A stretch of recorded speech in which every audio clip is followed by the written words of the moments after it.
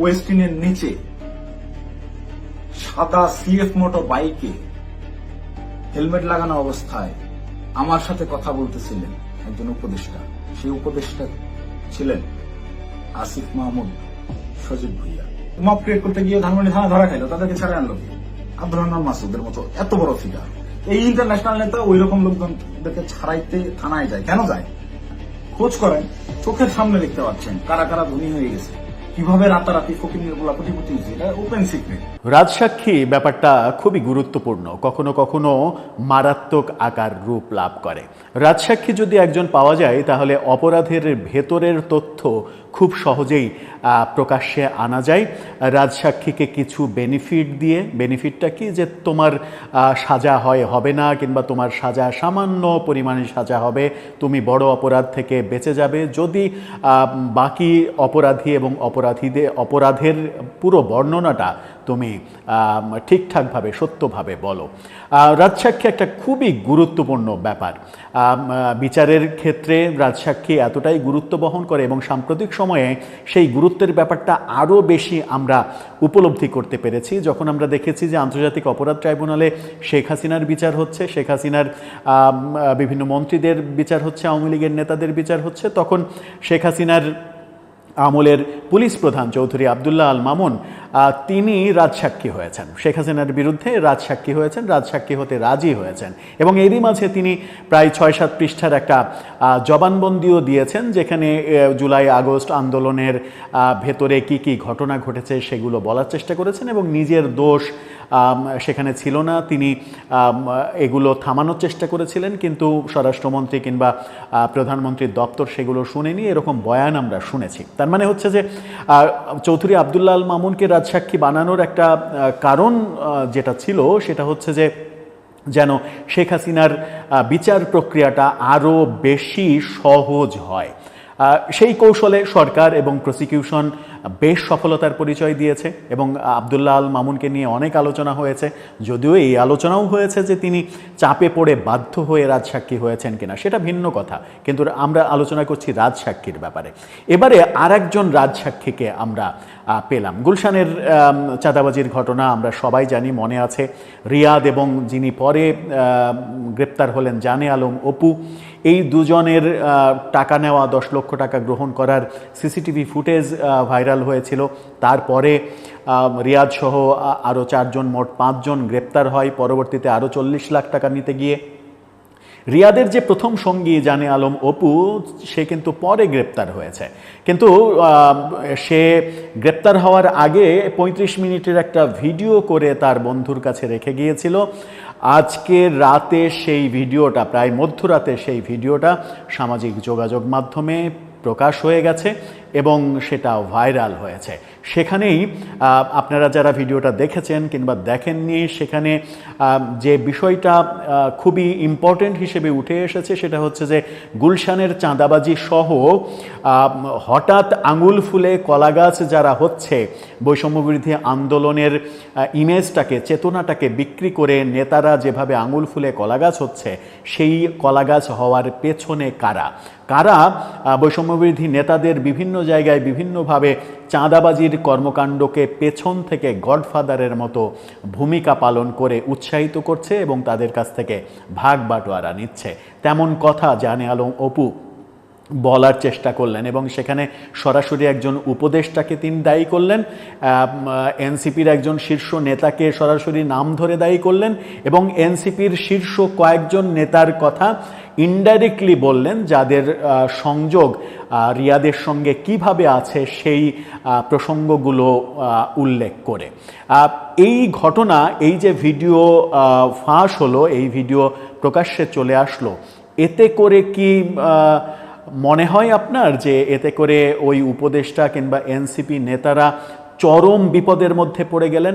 এখন নিজেদের ফ্রেশ প্রমাণ করতে, নির্দোষ প্রমাণ করতে তাদেরকে অনেক বেশি হিমশিম খেতে হবে যখন তাদের দলেরই, তাদের কাছের একজন ছেলে এই ধরনের কথা বলছে এবং অপরাপর সমস্ত কিছু বিশ্লেষণ করার মাধ্যমে প্রকৃত গুলশান যে চাঁদাবাজি, সেই চাঁদাবাজির প্রকৃত তথ্যটা সামনে আনার চেষ্টা করছে।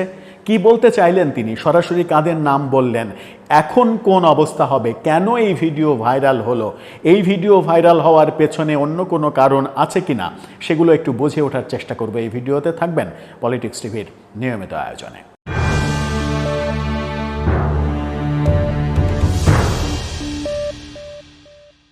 দর্শক, বলছিলাম গুলশান চাঁদাবাজির ঘটনার সঙ্গে জড়িত যে দুইজনের নাম সবথেকে বেশি আলোচিত হয়েছে, নাম্বার 1 রিয়াদ, তার সঙ্গী যে ছেলেটা ছিল জানে আলম অপু। সেই জানে আলম অপু গ্রেপ্তারের আগে একটি ভিডিও করে রেখে গিয়েছিল তার বন্ধুর কাছে, আজকে সেটা বাইরে আসলো। নানা প্রশ্ন আসতেই পারে যে এই ভিডিওটা বাইরে আসলো কেন, এই ভিডিওটা বাইরে আনলো কে, কারা এই ভিডিওটা বাইরে আনতে চাইলো এবং ভিডিওটা বাইরে আনার ফলে যারা ক্ষতিগ্রস্ত হবে তাদেরকে ক্ষতিগ্রস্ত করার প্ল্যানটা কাদের, বহুভাবে বহু কিছু আলোচনা হতে পারে। সাম্প্রতিক সময়ে এনসিপি নেতাদের বিভিন্ন উগ্র কথাবার্তা, বিভিন্ন রকমের উগ্র আলোচনা এই ব্যাপারগুলোকে আরও বেশি উস্কে দিতে পারে। এই ধারণা হতে পারে যে যাদের বিষয়ে এই উগ্র কথাবার্তা এনসিপির নেতারা বলার চেষ্টা করেছেন বিভিন্ন সময়ে, সেই অর্থাৎ বিভিন্ন সময়ে উগ্র কথাবার্তা বলে যাদেরকে শত্রু হিসেবে তৈরি করেছেন এনসিপি নেতারা, সেই শত্রুপক্ষেরই কেউ এই ভিডিওটা ভাইরালের ব্যাপারটা কিংবা ভিডিওটা সামনে আনার ব্যাপারটা যে ঘটিয়েছে সেটা ধারণা করা যেতেই পারে, সেটা যে কেউ হতে পারে। আপনারা খুব সহজেই আমি না বললেও বুঝে নিতে পারেন যে এই ব্যাপারটা কাদের কাদের দ্বারা সংগঠিত হতে পারে। নিশ্চিত করেই ব্যাপারটা এরকম হওয়ার সম্ভাবনাই বেশি যে এনসিপির নেতারা, কিছু নেতা ব্যাপারটাকে অনেকটা আমন্ত্রণ জানিয়েছিল, বিভিন্ন রকমের মানে কথাবার্তা বলে বিভিন্ন স্টেক হোল্ডারকে প্রশ্নবিদ্ধ করে শত্রুতে রূপান্তরিত করে এই ব্যাপারটা ঘটার পেছনে তারাই এক ধরনের ভূমিকা পালন করেছে। সেই ভূমিকা নিয়ে কিংবা সেই পেছনের ঘটনা নিয়ে আলাপ করতে চায় না। মূল যে কথা সেটা হচ্ছে যে জানে আলম অপু মূলত বলতে চাইলেন যে তাকে ট্র্যাপে ফেলানো হয়েছে। প্রথম দিন পুলিশ সহ সেই সাবেক এমপি আওয়ামী লীগের শাম্মী আহমেদ তার বাসায় যাওয়া, সেখান থেকে একেবারে শেষ পর্যন্ত রিয়াদকে 7 দিনের রিমান্ডে নেওয়া এবং একটা সামান্য চাঁদাবাজির মামলায় কেন একজনকে 7 দিনের রিমান্ড নিতে হবে, পরে গ্রেপ্তারের পর জানে আলম অপুকেও 4 দিনের রিমান্ড নেওয়ার ঘটনা আমরা দেখেছিলাম। তিনি প্রশ্ন করেছেন যে একটা সাধারণ চাঁদাবাজির মামলা, সেই মামলায় আসামিকে 7 দিনের রিমান্ড কেন নেওয়া হবে, এই প্রশ্নের উত্তরের মধ্যেই অনেক কিছু লুকিয়ে আছে। তিনি বলতে চেয়েছেন যে রিয়াদকে ততদিন পর্যন্ত রিমান্ডে রাখতে চেয়েছে কয়েকজন ক্ষমতাধর মানুষ যতদিন পর্যন্ত না আমাকে হয় গ্রেপ্তার করতে পারছে নতুবা আমাকে গায়েব করে দিতে পারছে। তাদের টার্গেট ছিল আমি, এবং তারা ভয়ে ছিল যে রিয়াদের ওই কর্মকাণ্ডে আমি যে বাধা দিয়েছি, অংশগ্রহণ করিনি, এবং সেকেন্ড টাইম গিয়ে রিয়াদ যে ধরা পড়ল, প্রথম দিনই রিয়াদ 1 কোটি টাকা চেয়ে বসেছিল, যেটাতে আমি অনেক বেশি অবাক হয়েছিলাম। আমি বাধা দিয়েছিলাম, পরে সেটা 50 লাখ টাকায় নামিয়েছিল সে, তারপরে সে 10 লাখ টাকা নিয়েছিল। সেই 10 লাখ টাকা নিয়ে জানে আলম অপু টাকাটা গ্রহণ করেনি, কিন্তু তাকে জোর করে পরের দিন একটা মোটরসাইকেল কিনে দিয়েছিল, যেহেতু জানে আলম অপুর অর্থনৈতিক অবস্থা ভালো না, বিভিন্ন জায়গায় প্রোগ্রাম থেকে বাড়িতে ফিরতে ধার দেনা করে বাড়িতে ফিরতে হয়, সেই কারণে সেই দুর্বলতার সুযোগটা নিয়ে তাকে মোটরসাইকেল একটা কিনে দিয়ে তারপর থেকে ওইটাকে কেন্দ্র করে তাকে নানাভাবে ট্র্যাপে ফেলানোর চেষ্টা করা হয়েছে এবং বাধ্য করতে চাওয়া হয়েছে যে পরবর্তীতে আরও 40 লাখ টাকা নিতে যাওয়ার ক্ষেত্রে যেন জানে আলম অপু সাথে থাকে। ঘটনাক্রমে জানে আলম অপু বেঁচে গেছে, সে সাথে ছিল না, এবং সে বলার চেষ্টা করেছে যে এই রিয়াদের হাত অনেক দূর, রিয়াদের হাত এনসিপির শীর্ষ নেতাদের সাথে, যাদের সঙ্গে জানে আলম অপু বলেছেন যে আপনারা ইতিমধ্যেই অনেকগুলো ছবি ভাইরাল হতে দেখেছেন। ছবিতে আমরা দেখেছি কি যে এনসিপির অনেক বড় নেতার সঙ্গে কারো কোলের উপরে উঠে বসে ছবি তুলছে, কারো গলার মধ্যে জড়িয়ে ধরে কেউ ছবি তুলছে, আদর করে ছবি তুলছে। তো একজন মানুষের সঙ্গে যদি স্বাভাবিক সম্পর্ক থাকে, যে খালি পরিচিত, তাহলে তো কোলের উপর বসে ছবি তোলার কথা না, কিংবা জড়িয়ে ধরে গলার মধ্যে নিয়ে ছবি তোলার কথা না। এই ছবিগুলোর ভাষাই বলে দেয় যে এনসিপির এই নেতাদের সাথে রিয়াদের একটা হট কানেকশন ছিল এবং বহুদিন থেকে রিয়াদ যে চাঁদাবাজির সঙ্গে জড়িত তার পেছনে এই নেতারা পৃষ্ঠপোষকতা দিচ্ছে। এখন আমরা যদি ছবির ঘটনা দেখি তাহলে আমরা অনেক ছবি তো ভাইরাল হতে দেখেছি। আমরা রিয়াদের সঙ্গে নাহিদ ইসলামের ঘনিষ্ঠ ছবি দেখেছি, অনেক ছবি দেখেছি। নাহিদ ইসলামকে সামাজিক যোগাযোগ মাধ্যমে রিয়াদ বহুবার আমার ইমাম, আমাদের ইমাম হিসেবে সম্বোধন করে পোস্ট দিয়েছে। হাসনাতের সঙ্গে ঘনিষ্ঠ ছবি দেখেছি, আরও অনেক নেতার সঙ্গে ঘনিষ্ঠ ছবি দেখেছি শীর্ষ নেতাদের সাথে। সেরকম কাফির সঙ্গে মানে ছবি দেখেছি এবং নাহিদ ইসলামের বাবার সঙ্গে ঘনিষ্ঠ মানে ছবি মানে ভিডিও দেখেছি। এরকম অনেক কিছু দেখেছি। জানে আলম কি সেই ছবিগুলোর রেফারেন্স দিয়ে এই নেতাদেরকেই টার্গেট করলেন, এই নেতাদেরকেই বোঝাতে চাইলেন যে তারা রিয়াদকে পেছন থেকে শেল্টার দিয়েছে বাংলাদেশে যত। এবং জানে আলম অপু একটা খুবই মারাত্মক কথা বলেছেন, সেটা হচ্ছে যে এই আন্দোলনের আগে যাদের পকেটে 50 টাকা থাকতো না, এই ভাষায় তিনি বলেছেন যে ফকিন্নির ছেলেরা আজকে কোটি কোটি টাকার মালিক হয়েছে কিভাবে, এইটুকু আপনারা শুধু ভাবেন, যাচাই করেন, তাহলেই সব সমাধান হয়ে যাবে। আমি গরিব, আমি গরিবই আছি, আমাকে ট্র্যাপে ফেলানোর চেষ্টা করেছে, কিন্তু শেষ পর্যন্ত আমি যখন বুঝেছি যে ওই বাইকটা নেওয়াও আমার উচিত হয়নি, তখন কিন্তু আমি রিয়াদের সঙ্গ ছেড়েছি। বহুভাবে আমাকে প্রভাবিত করার চেষ্টা করা হয়েছে। এবং মজার ব্যাপার হচ্ছে যে একটা সিসিটিভি ফুটেজের কথা উল্লেখ করে তিনি বলার চেষ্টা করেছেন যে এই গুলশান কাণ্ডের সঙ্গে সরাসরি জড়িত যুবক্রিয়া এবং স্থানীয় সরকার উপদেষ্টা আসিফ মাহমুদ সজীব ভুঁইয়া। তিনি বলার চেষ্টা করেছেন যে 17 তারিখে বাইকে চড়ে, দামি বাইকে চড়ে, হেলমেট পরে ভোরবেলা, ভোর 4টার দিক থেকে 4:10 কিংবা ওই সময় থেকে 4:40, এই আধা ঘন্টার মতো গুলশানে ওয়েস্টিন হোটেলের পাশে তিনি নিজে গিয়েছিলেন এবং গিয়ে অপুদের সঙ্গে কথা বলেছেন। এই রিয়াদের পেছনে এবং এই পুরো ঘটনার পেছনে মাস্টারমাইন্ড হিসেবে তিনি আসিফ মাহমুদ সজীব ভুঁইয়ার নাম বলার চেষ্টা করেছেন। এত বড় কথা যখন তিনি বলছেন, তখন নিশ্চয়ই তাকে পরবর্তী জিজ্ঞাসাবাদের প্রয়োজন হবে যে এর সঙ্গে কিভাবে আসিফ মাহমুদ সজীব ভুঁইয়া জড়িত। আসিফ মাহমুদ সজীব ভুঁইয়া নানাভাবে মানে কিছুদিন পরই নানাভাবে নানা ইস্যুতে তার নাম আসছে। এখন যেটা আসলো, আমি যদি জানে আলমকে এই গুলশান চাঁদাবাজির ঘটনাটার রাজসাক্ষী হিসেবে বিবেচনা করি, তাহলে এটা একটা বড় ব্যাপার। যে রাজসাক্ষীর ব্যাপারটা সরকার সাম্প্রতিক সময়ে শেখ হাসিনার মামলাতে অনেক বেশি জাতির সঙ্গে পরিচয় করিয়ে দেওয়ার চেষ্টা করেছে কিংবা পরিচয় করিয়ে দিতে পেরেছে, সেই রাজসাক্ষী হিসেবে এবার জানে আলম অপুর আবির্ভাব হলো কিনা সেই প্রশ্নও আসছে। জানে আলম অপু সরাসরি তিনি আর এক নেতার নাম উল্লেখ করেছেন, যে নেতা হান্নান মাসুদের নাম সরাসরি উল্লেখ করেছেন। এবং ধানমন্ডি এলাকার যে আহ্বায়ক বৈষম্যবিরোধী ছাত্র আন্দোলনের রাব্বি, মোহাম্মদপুরের আহ্বায়ক, তিনি ধানমন্ডিতে একজন প্রকাশকের বাসায় গিয়ে যে মব তৈরি করেছিলেন এবং সেখান থেকে পুলিশ তাকে থানায় নিয়ে গিয়েছিল। এবং রাব্বিকে হান্নান মাসুদের মতো বলছেন যে হান্নান মাসুদের মতো কেন্দ্রীয় নেতা, যিনি দাবি করেন বাংলাদেশের সব মানুষ তো আমাকে চেনেই, এখন বিশ্বের অনেক মানুষ আমাকে চেনে। তিনি বলেছেন যে এই যে এই বিশ্বনেতা কেন থানায় গিয়ে রাব্বিকে ছাড়িয়ে নিয়ে আসলেন।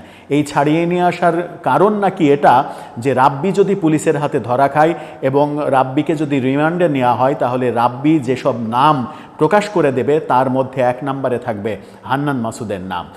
সেই ঘটনা যেন না ঘটে, এই কারণেই হান্নান মাসুদ রাব্বিকে ছাড়িয়ে এনেছিলেন।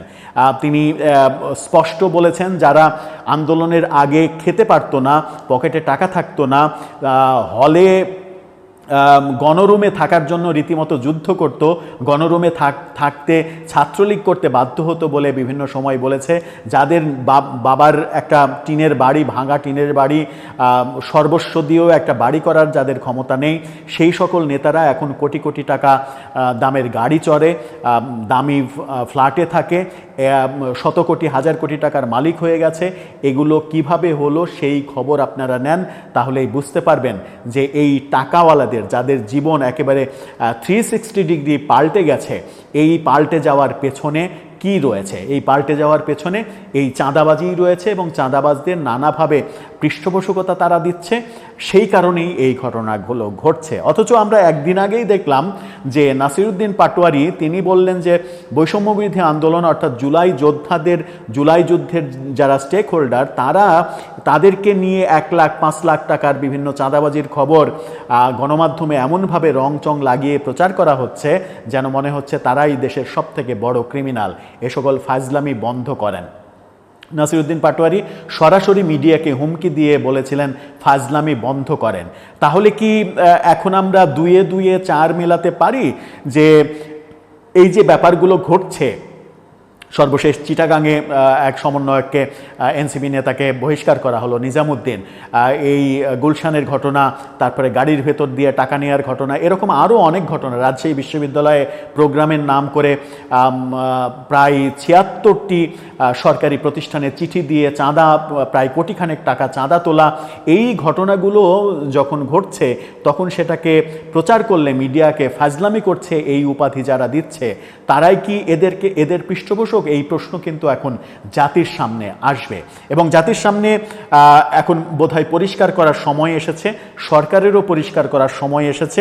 সরকার, এনসিপি, বৈষম্যবিরোধী আন্দোলন, সমস্ত স্টেক হোল্ডাররা মিলে যে বিষয়টা পরিষ্কার করতে হবে এখন, সেটা হচ্ছে যে জানে আলম যেটা বলছেন সেটা সত্য কি মিথ্যা সেটা পরিষ্কার করতে হবে। যেমন আমি যদি এই বৈষম্যবিরোধী আন্দোলনের অন্যতম একজন যোদ্ধা হিসেবে যাকে আমরা চিনি, তারেক রহমান, তারেক নামে যিনি পরিচিত, তিনি এই ভিডিওটা 35 মিনিটের ভিডিওটা ফেসবুকে শেয়ার দিয়ে, তার শেয়ারটা আপনি দেখে নিতে পারেন। শেয়ার দিয়ে তিনি লিখেছেন যে আসিফ মাহমুদ কট, জানে আলম অপু রাজসাক্ষী।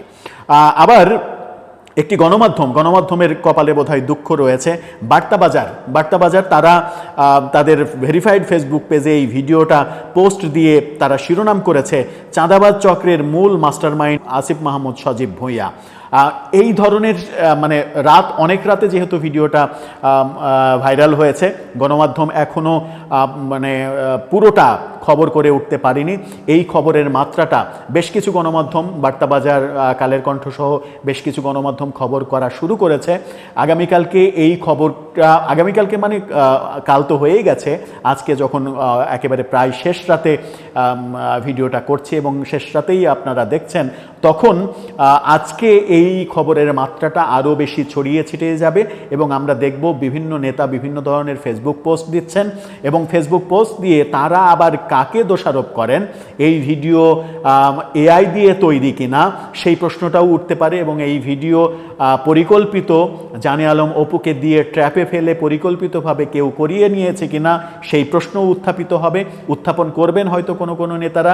নানাভাবে ব্যাখ্যা বিশ্লেষণের ব্যাপার আসবে, কিন্তু আমরা একেবারে স্পষ্ট ব্যাখ্যা যেটা সরকারের কাছ থেকে প্রত্যাশা করব যে যাদের বিরুদ্ধে এই অভিযোগটা করা হলো তাদেরকে যেন কলঙ্কিত না হতে হয়, সেজন্য এই তথ্যের পেছনের তথ্যটা পরিষ্কার করা হোক জাতির সামনে যে এই ব্যাপারটা মিথ্যা, অথবা সরকার যদি এটা করতে ব্যর্থ হয় এবং এটা প্রমাণিত হয়, তখনই প্রমাণিত হয়ে যাবে যে এটা সত্য এবং সত্য হওয়া সত্ত্বেও সরকারের কিংবা সংশ্লিষ্ট সংগঠন এবং ব্যক্তিবর্গের ব্যাপারে কোনো সিদ্ধান্ত আসবে না, সেটা রাজনৈতিক সিদ্ধান্ত হোক, রাষ্ট্রীয় সিদ্ধান্ত হোক, তখন মানুষের কাছে একটা ব্যাড মেসেজ যাবে যে এদেশে যারা যখন ক্ষমতাবান তারা যত অপরাধের সঙ্গেই জড়িত থাক না কেন তার কোনো বিচার হয় না। আমরা যাদেরকে ফ্যাসিস্ট উপাধি দিয়েছি, সেই ফ্যাসিস্ট শেখ হাসিনা হোক কিংবা এখন ভালো সময় প্রফেসর ইউনূস সরকারের সময়ে হোক, সেটাই কি হবে? দর্শক, আপনার মন্তব্য জানিয়ে লিখতে পারেন আমাদের কমেন্ট বক্সে।